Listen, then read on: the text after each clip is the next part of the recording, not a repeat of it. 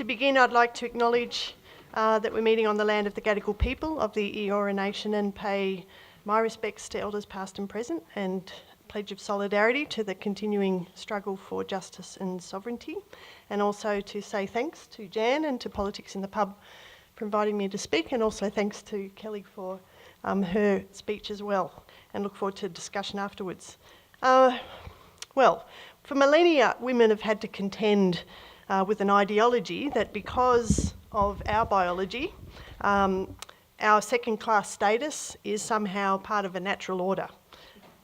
And we see it perpetuated by the state, or this idea perpetuated by the state, the church, the family, reflected in our laws, and even through our education system.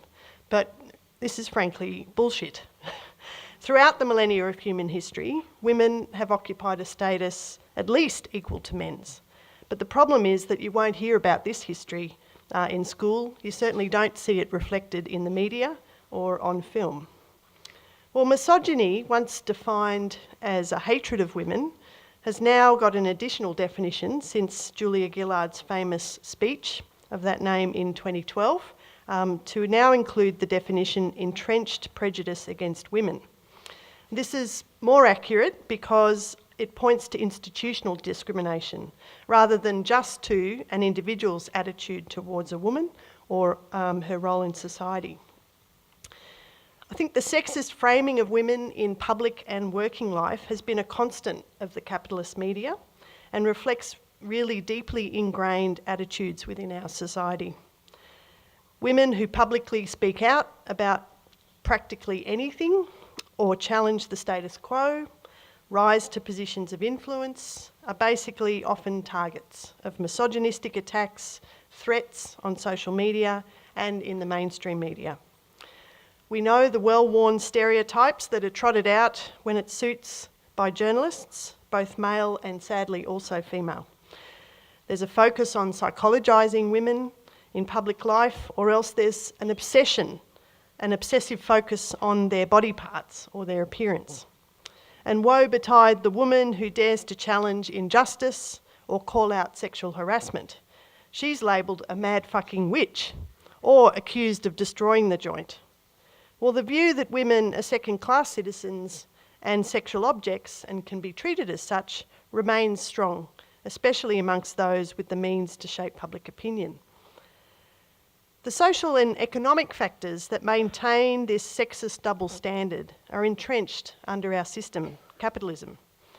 The system that prioritises profit-making over meeting human needs, and in which women still carry out the lion's share of unpaid labour in the home and in the community. And the prevalence of sexism in the media reflects the material and ideological backlash that's been going on against the gains of the women's movement.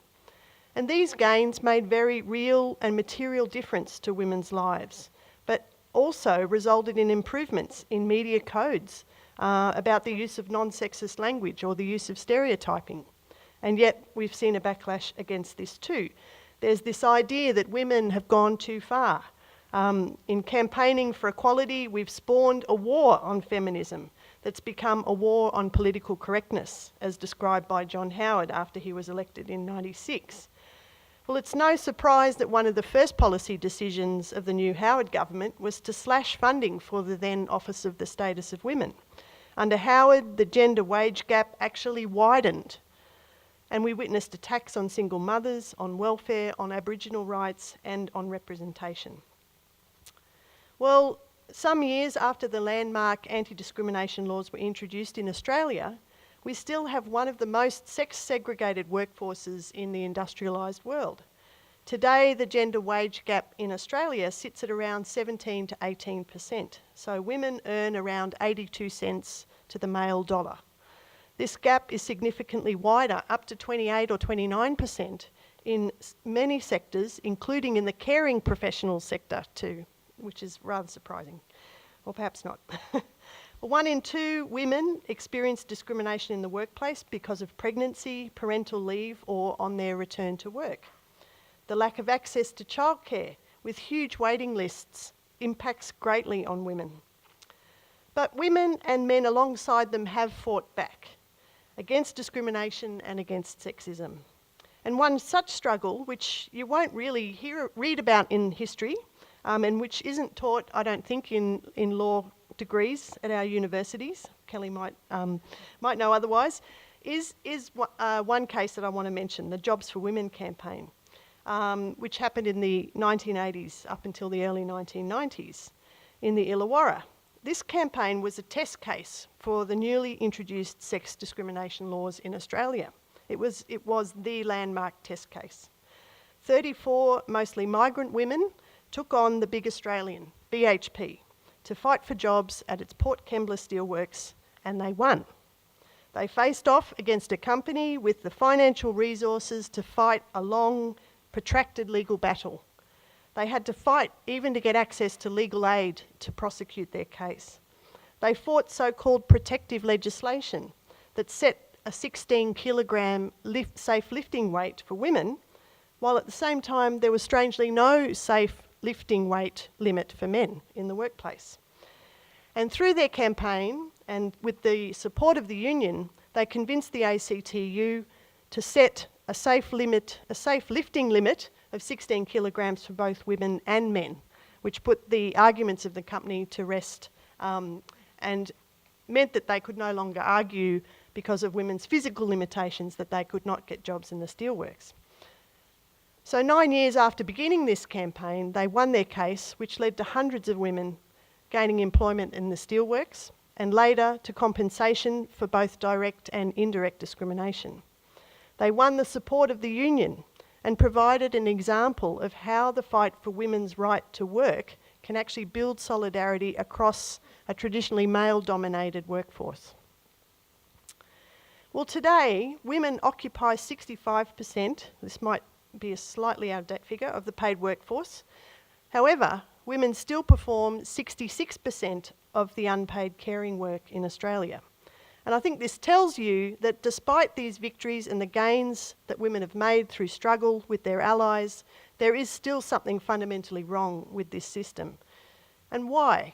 Well, because capitalism can live with women in the workforce just as long as we know our place and we continue to accept the double standard and the double burden. And women really do have a double burden. We spend, on average, 8.5 hours every day caring for kids under 14, compared to 4 hours a day for men.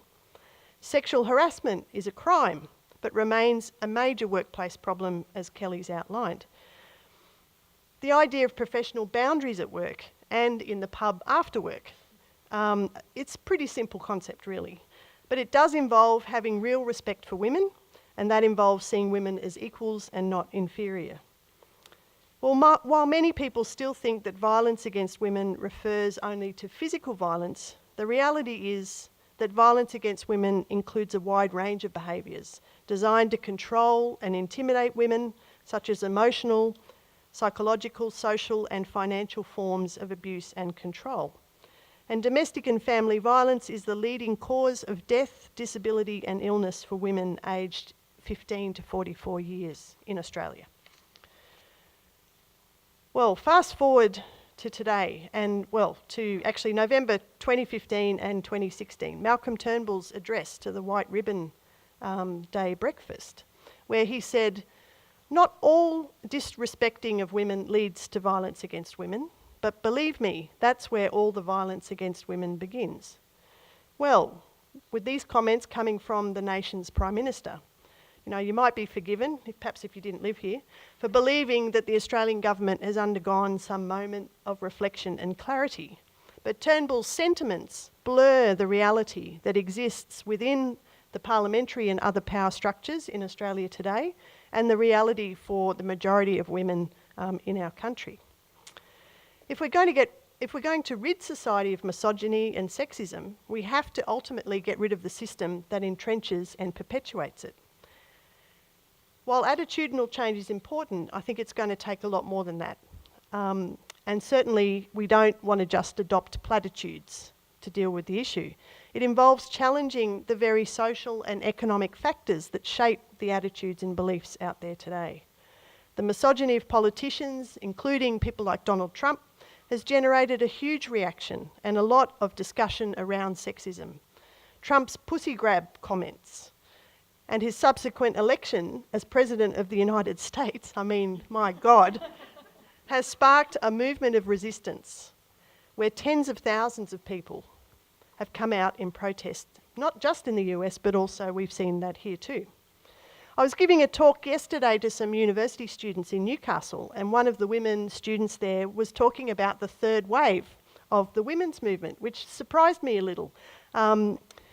I think, though, you could say that is a reality today, and certainly for a lot of young women, they see themselves as being part of a third wave. It may not look like the first wave or the second wave of the women's movement, but there's definitely something there.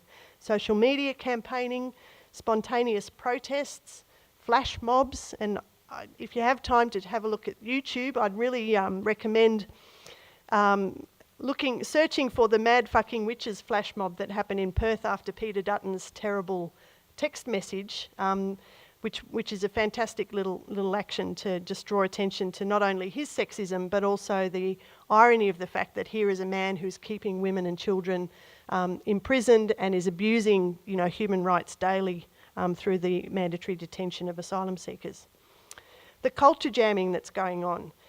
These are aspects of a new wave, if you like, of anti-sexist organising and consciousness raising.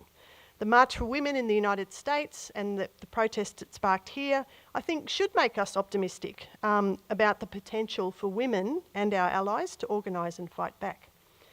The struggles of today and tomorrow to defend and extend the gains of the women's movements of the 20th century and against the attacks on our rights today need, though, to be part of a bigger struggle for the liberation of all humanity if we're going to see lasting change. I mean, imagine a situation where quality childcare was free, where there was free healthcare, wow, have to say that these days, where dental and hospital care was free for all, where we had community restaurants that provided cheap and nutritious meals, where education was completely free, where domestic chores were paid for by the state. Life for families, and particularly life for women, would look a lot different to that than it does today. But this sort of arrangement, this sort of future, would mean that a proportion of the profits that are currently being pocketed by the ruling class, or the 1% in our society today, would actually have to be spent on providing these sorts of services. And we know neoliberalism, the capitalist crisis, has resulted in a situation where society is moving in exactly the opposite direction to this kind of a visionary future. We're seeing attacks on welfare, the dismantling of universal health care and free education. This is putting huge strains on families and by extension on women. We can't take for granted the gains that working women and men have won. But they're limited and temporary. Just look at the attacks on penalty rates that we're seeing today, on the right to organise in a union, in the ongoing fight for equal pay, which we still haven't attained despite the formal tick in the box. Well, as Alexandra Kollontai, who was an early socialist, wrote back in 1909, women can become truly free and equal. Women can only become truly free and equal in a world organised along new social and productive lines. And she went on to say that each right that a woman wins brings her nearer the defined goal of full emancipation. Well, given the entrenched sexism, it's going to take all manner of anti-sexist campaigns and movements to ensure that future generations of women and men have a fighting chance of building a society where all can grow to their full potential. Thanks.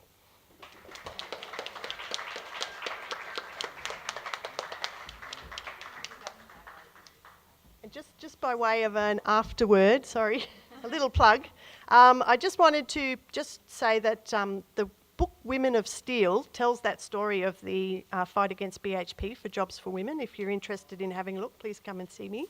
And I'd also like to just hand out some of these leaflets, which is inviting people to an anniversary event of that amazing campaign that's going to be happening in June down at Port Kembla.